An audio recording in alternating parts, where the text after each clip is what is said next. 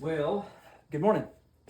This is James Adams with My Home Electrician, where we believe that success is a symptom of good relationships. This video is going to be a little more serious because we're going to deal with something that is very serious. I'm going to take one sip of Joe from my awesome wifey cup that I appropriated and tactically acquired from my wife this morning. So what happens when you grab the wrong cup? It's coffee all the same. So real quick, the serious note is this. We're talking about this morning the main panel or panel board. It's referred to by many names. It has gone by the fuse box, the breaker box, the electrical box, the main box, the box that has all the little switches in it that turn my stuff off. Those are all great. Helps me dial in with what a client's talking about. Today's going to be a little information heavy. It's meant to be educational for the people who know very little about the importance of this, other than it occasionally trips and causes you grief and you have to go out to your garage or outside and reset it. Give us a call. With this box, definitions matter.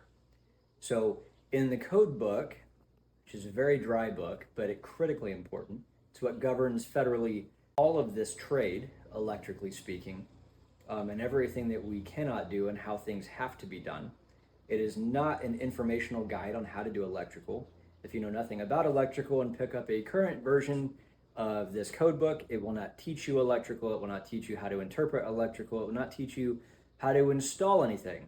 What it does is it governs those of us who have had all of this training, years and years and years of training, and it governs the way we have to do what we do. So we all can't just make up stuff as we go. It's not about my opinion, though I have them. It's not about any of those things. What it's about is the black and white letter of the law, what has to happen every single time. I'm more than welcome and free to exceed this code. Every city jurisdiction may have areas that they choose to amend or exceed code. However, they cannot take away from this code. So on that note, we're gonna get the dry part out of the way first, and then we're going to explain what that means and what it's for. Or maybe we'll flip it. I don't know. In fact, let's flip it. What is this and what is it for? This right here is the panel board of your house that has all these cool breakers, which we'll learn what they're really called in the code book here in a second, with a whole bunch of multicolored tabs and stickers all over breakers. The most current ones within the last decade or so all have magic test buttons on them, push buttons on them that you'll see on your panels. What does all that basically mean? Well, in a second, based on these definitions, we'll learn that this ultimately is the primary and first stop for all of the safety in your home. I know that sounds dramatic. Truth of it is, it actually is very dramatic, and it is very terrifying actually, because we see a lot more of this than your average person does, given that it's our trade, on what happens when this thing is done improperly, incorrectly, or whatever lack of workmanship, just sometimes age, many different things that lead to this. It leads to catastrophic fires where we've seen up to 3/4 of houses burned down just to sticks and ash.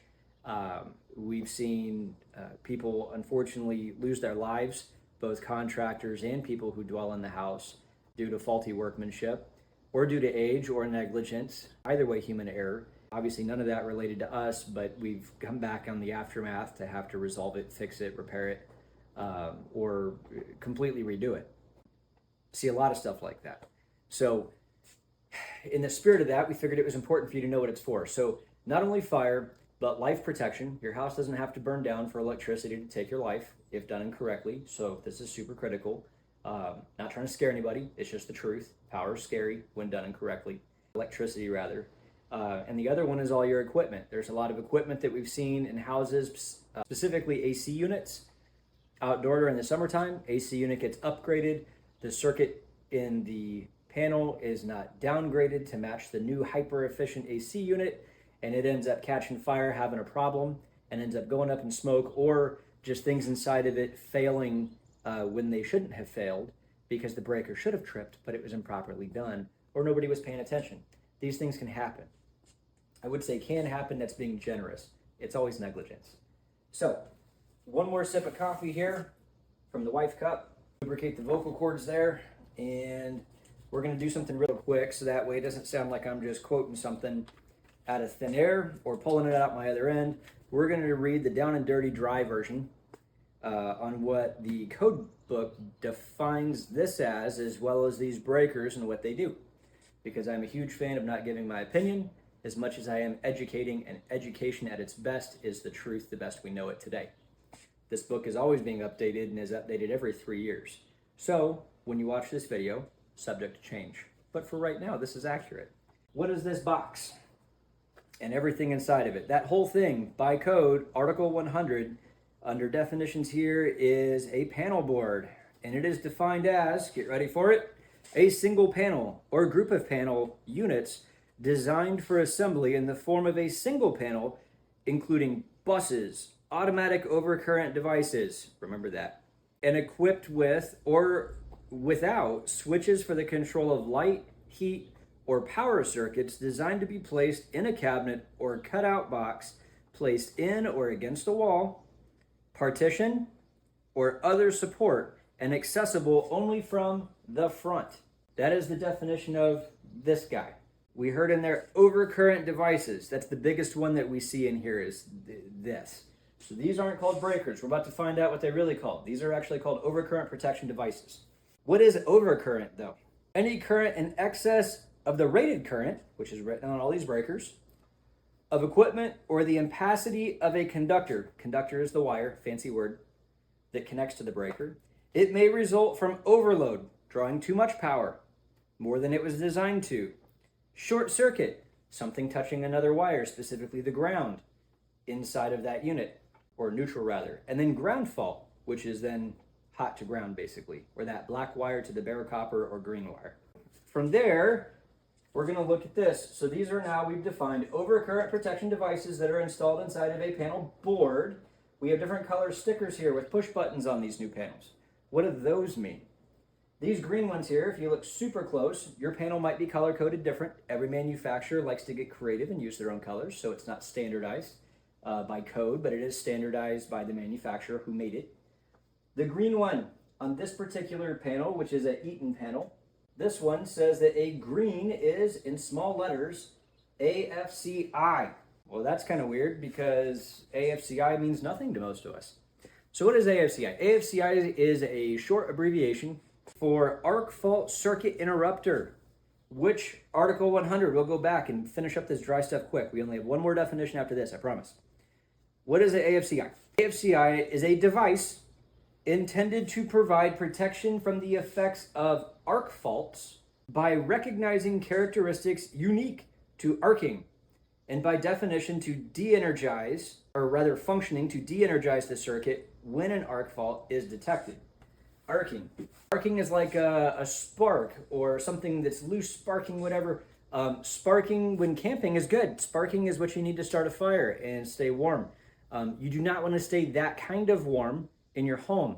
So these breakers, in this case the ones with the green stickers on them, are arc fault breakers. So these are breakers that are attached to conductors or circuits and wires that go back to the house, and their primary job is to prevent stuff from catching on fire. So we have stuff in here like they got labeled in here the south bedroom, master bedroom, and master bathroom lights, family room plugs. We got a microwave on an arc fault here. We've got GFI kitchen circuits that are also included on arc faults. Yes, for those of you who already know when you're looking at this video, they do have GFCI protection as well. That's not for you novices out there. Just before somebody says something, they also have GFI protection. As well as several other circuits in here that the code designates as bare minimum. These ones have to be arc fault protected. A situation that we saw, here's an example, a situation that we saw a few weeks ago was the back of somebody's armoire, or basically super fancy dresser. They had a lamp on top of it, super pretty decorative. The back of the armoire or dresser had caught on fire. And the reason why is this older lamp had been plugged in and of course had been scooted back as close to the wall as possible and kind of crushed that plug. I'm sure we're all guilty, I've done it. And eventually that plug started to fray and burn. That house is an older home, didn't have arc fault protection in it, wasn't required when the house was built, and nobody had updated that yet in the house. And so it was allowed to burn, and the whole back of the armoire and the surface of the outside of the wall there had this big burned V thing where it looked like it had caught fire multiple times. Luckily, they caught it in time, so all it was a little bit of drywall replacement and thrown a new backer board on the dresser. However, if not been caught and they hadn't been home, that would have been allowed to burn and taken the whole house up in smoke, not because of electrical in the home, but because of the lamp. So it's also the equipment. It's what you plug into it. The condition of your equipment also needs to be protected, because who's going out and buying new stuff every 3 years to keep up with code? Nobody.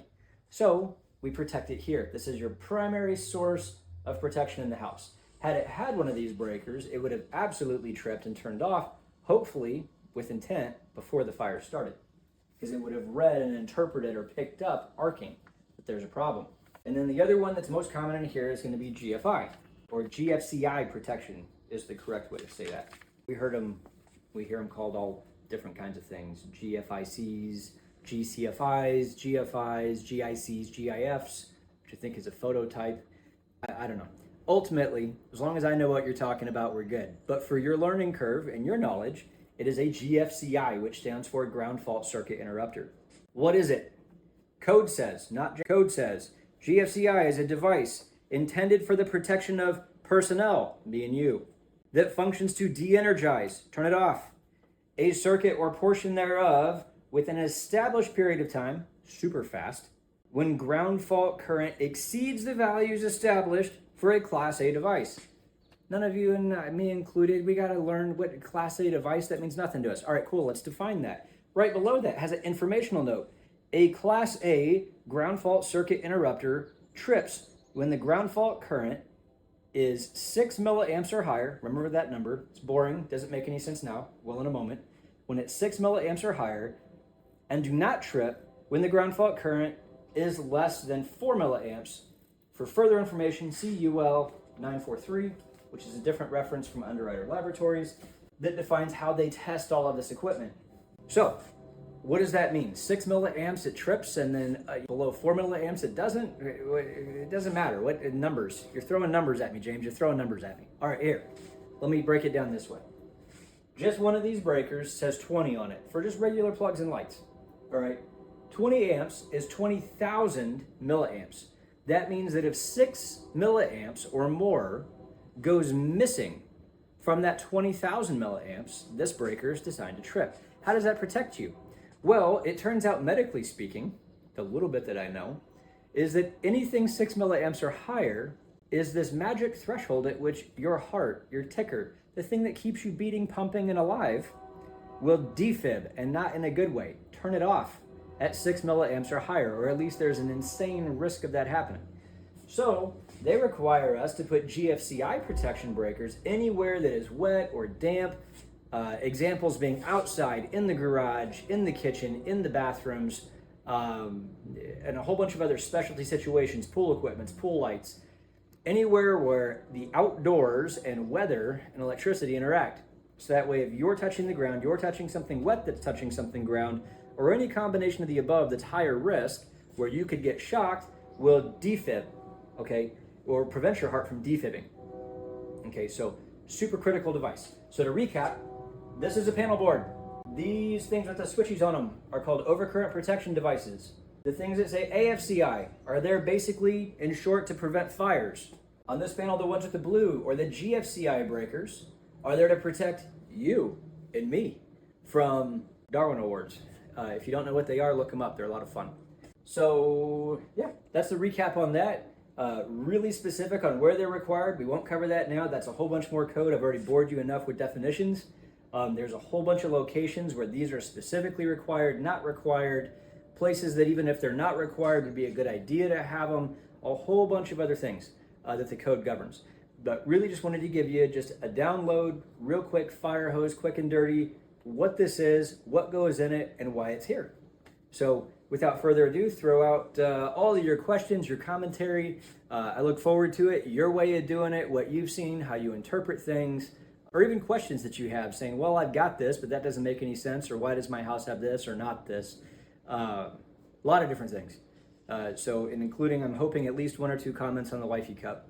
I was gonna hide it, but I figured I deserve it. So But yeah, so anyway, without further ado, we're all wrapped up.